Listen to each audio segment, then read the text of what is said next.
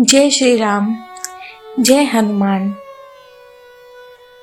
प्रिय मित्रों, कर्मा कुटीर के इस पावन मंच से आज हम आपको ले चल रहे हैं उस अत्यंत दिव्य, प्राचीन और श्रद्धा से परिपूर्ण मंगलवार व्रत कथा के श्रवण की ओर, जो केवल एक कथा नहीं बल्कि आस्था, साहस और भक्ति का जीवन प्रवाह है। वह कथा जिसे सुनकर अनगिनत भक्तों ने अपने जीवन के अंधकार में संकटों से मुक्ति पाई है। तो आइए मन को शांति कीजिए, हृदय को श्रद्धा से भर लीजिए और इस दिव्य यात्रा में प्रवेश कीजिए, क्योंकि अब हम पहुंच रहे हैं उस युग में जब पृथ्वी नवयोगना थी, नदियां निर्मल बहती थी, वनों में ऋषियों का तपोबल गूंजता था और देवताओं की उपस्थिति मनुष्य को प्रत्यक्ष अनुभव होती थी। वह काल था त्रेता युग का, जब धर्म अपने तेज पर था और धीरे धीरे अधर्म की छायाएं फैलने लगी थी। असुर यज्ञों को नष्ट करते, ऋषियों की साधना भंग करते और निर्दोष जनों को पीड़ा देते थे। पृथ्वी कराह उठी थी, वायु मंद हो चली थी और प्रकृति मानो किसी महान अवतरण की प्रतीक्षा कर रही थी। तब समस्त देवता ब्रह्मलोक में एकत्रित हुए और ब्रह्मा जी से प्रार्थना की कि पृथ्वी पर बढ़ते अधर्म से रक्षा का उपाय किया जाए। तब ब्रह्मा जी ने त्रिकालदर्शी ध्यान में कहा कि शीघ्र ही भगवान विष्णु राम रूप में अवतरित होंगे, पर उनके कार्य के लिए एक ऐसे सेवक की आवश्यकता होगी जो अद्वितीय बल, निष्कलंक हृदय और पूर्ण भक्ति से युक्त हो। उसी क्षण कैलाश से महादेव प्रकट हुए और बोले कि राम कार्य के लिए मैं स्वयं अपना अंश वानर रूप में पृथ्वी पर भेजूंगा। वह मेरा तेज होगा, पर उसका हृदय केवल राम भक्ति से भरा होगा। वायुदेव ने कहा कि मैं अपनी प्राण शक्ति उसे अर्पित करूंगा ताकि वह अदम्य बल का स्वामी बने, और इस प्रकार एक दिव्य योजना पूर्ण हुई। उधर स्वर्गलोक में अंजना नाम की एक दिव्य अप्सरा थी, जिनका स्वभाव कोमल और हृदय निर्मल था। एक दिन ऋषि की तपस्या भंग होने पर उन्हें पृथ्वी पर जन्म लेने का वरदान रूपी शाप मिला कि वे वानर कुल में जन्म लेकर महान तप करेंगी और उनके गर्भ से स्वयं भगवान महादेव का अंश अवतरित होगा। कालचक्र के साथ अंजना पृथ्वी पर अंजनी माता के रूप में अब प्रकट हुई और वानर राज केसरी से उनका विवाह हुआ। वर्षों बीते पर संतान न होने से माता ने कठोर तप का संकल्प लिया और शिव नाम का अखंड जप करते हुए पर्वतों पर साधना करने लगी। उनका तप इतना प्रबल था कि देवताओं तक उनकी ज्योति पहुंची। कैलाश पर महादेव प्रसन्न हुए और वायुदेव को आदेश दिया कि वे दिव्य अंश को माता अंजनी तक पहुंचाएं। उसी समय अयोध्या में राजा दशरथ के पुत्रेष्टि यज्ञ के प्रकट पवित्र पायस का सूक्ष्म तेज वायुदेव ने धारण किया और उसे माता अंजनी के गर्भ में स्थापित किया। कोई पीड़ा नहीं, केवल दिव्य अनुभूति। आकाश में शंखनाद हुआ, पुष्प वर्षा हुई और संपूर्ण प्रकृति आनंद से भर उठी। माता अंजनी का मुख्य दिव्य आभा से दमकने लगा और सभी ऋषि मुनि समझ गए कि कोई महान आत्मा अवतरण को है। दिन बीतते गए और शुभ घड़ी आ पहुंची, जब माता अंजनी की गोद में एक दिव्य बालक प्रकट हुआ। स्वर्णिम तेज से युक्त, नेत्रों में अपूर्व प्रकाश और मुख पर बाल सुलभ मुस्कान। जन्म लेते ही तीनों लोकों में जयकार गूंज उठा। देवताओं ने उसे महावीर कहा और उसका नाम रखा गया हनुमान। वही बालक जो आगे चलकर संकट मोचन कहलाया। माता अंजनी का तप सफल हुआ। महादेव का अंश पृथ्वी पर आया और वायुदेव की शक्ति उसमें प्रवाहित हुई। यही वह पावन आरंभ था जो इस दिव्य कथा का, जो आगे चलकर मंगलवार की अमर परंपरा का आधार बनी और जिसके प्रभाव से आज भी भक्तों के जीवन के संकट दूर होते हैं।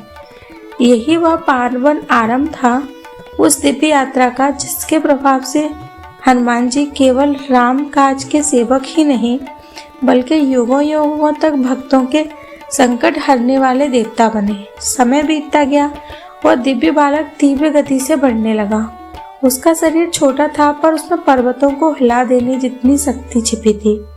माता अंजनी प्रेम से उसे पालती, शिव नाम का स्मरण कराती और केशरी वानर राज उसे पर्वतों पर ले जाकर उसके बल को सहज रूप से विकसित करते।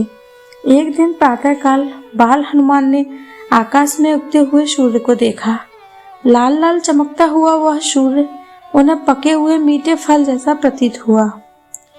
बाल बुद्धि ने सोचा, यह तो खाने योग्य फल है, और उसी क्षण उन्होंने आकाश की ओर एक छलांग लगा दी। पृथ्वी कांप उठी, पर्वत झुक गए और वायु वेगवान हो गई। देवताओं में हड़कंप मच गया, क्योंकि यदि सूर्य को कुछ हो जाता तो तीनों लोग अंधकार में डूब जाते।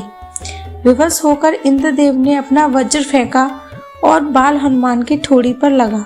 वे मूर्छित होकर धरती पर गिर पड़े। माता अंजनी दौड़कर आई और बालक को हृदय से लगा लिया। वायुदेव यह दृश्य देखकर अत्यंत क्रोधित हो गए और उन्होंने समस्त लोकों में वायु का प्रवाह रोक दिया। सांस रुकने लगी, सृष्टि तड़प उठी और देवताओं ने महादेव से प्रार्थना की। महादेव पृथ्वी पर प्रकट हुए और बाल हनुमान को जीवन दान दिया। वायुदेव का यह क्रोध शांत हुआ। इसके पश्चात देवताओं ने हनुमान को अनेक वरदान दिए।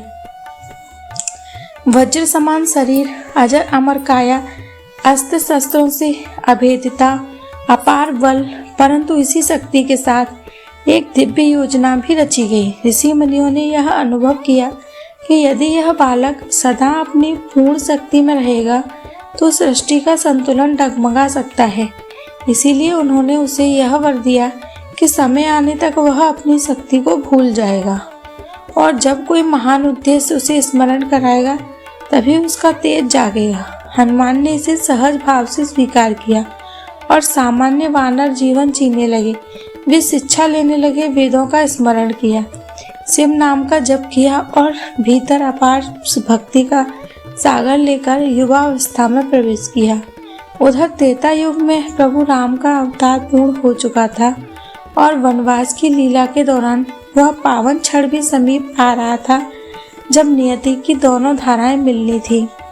किष्किंधा वन में जब हनुमान ने दो तेजस्वी राजकुमारों को आते देखा तो इनके हृदय में अनोखा कंपन जाग उठा। उन्होंने ब्राह्मण का रूप धारण कर उनसे संवाद किया और जैसे ही राम का नाम सुना, वर्षों से सुप्त वह दिव्य शक्ति जाग उठी। वे तुरंत राम का नाम सुनते ही चरणों में गिर पड़े और उसी क्षण हनुमान अपने वास्तविक स्वरूप में प्रकट हुए। माता अंजनी का तप सफल हुआ। महादेव का अंश अपने उद्देश्य से जुड़ा और वायुदेव की शक्ति को दिशा मिली। राम जी ने हनुमान को अपना प्रिय सेवक कहा और तभी से हनुमान भक्ति, साहस और निष्ठा के शाश्वत प्रतीक बन गए। राम काज करते हुए भी हनुमान जी ने भक्तों की पीड़ा पर करुण दृष्टि बनाए रखी और यहीं से मंगलवार व्रत की परंपरा का उद्भव हुआ। प्राचीन काल में एक निर्धन ब्राह्मण जिसने जीवन में रोग, भय और अभाव देखा था, उसने हनुमान जी से प्रार्थना की और हनुमान जी ने उसे मंगलवार को व्रत, राम नाम जप और सेवा का मार्ग बताया। उस ब्राह्मण के जीवन में धीरे धीरे सभी संकट दूर हो गए और यह परंपरा जन जन में फैल गई। तभी से मंगलवार हनुमान जी को समर्पित हो गया। यह व्रत भय को हराने वाला, आत्मबल को जागृत करने वाला और नकारात्मक शक्तियों को दूर करने वाला माना गया। माता अंजनी आज भी अपने पुत्र को आकाश से निहारती हैं। महादेव आज भी अपने अंश पर गर्व करते हैं और वायुदेव आज भी हर श्वास में हनुमान जी की शक्ति प्रवाहित करते हैं। अब प्रिय श्रद्धालुओं, यदि इस कथा के श्रवण से आपके हृदय को शांति उतरी हो, यदि भीतर साहस जगा हो, तो समझ लीजिए संकट मोचन हनुमान जी स्वयं आपके समीप हैं।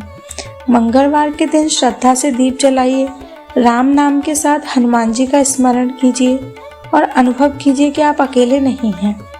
कर्मा मंच से हम यही प्रार्थना करते हैं कि प्रभु हनुमान आपके जीवन से हर संकट हर लें, आपको बल, बुद्धि, भक्ति प्रदान करें और आपका पथ सदा धर्म की ओर अग्रसर रहे। इसी मंगल कामना के साथ यह दिव्य मंगलवार व्रत कथा यहीं विश्राम लेती है। जय बजरंगबली, जय श्री राम।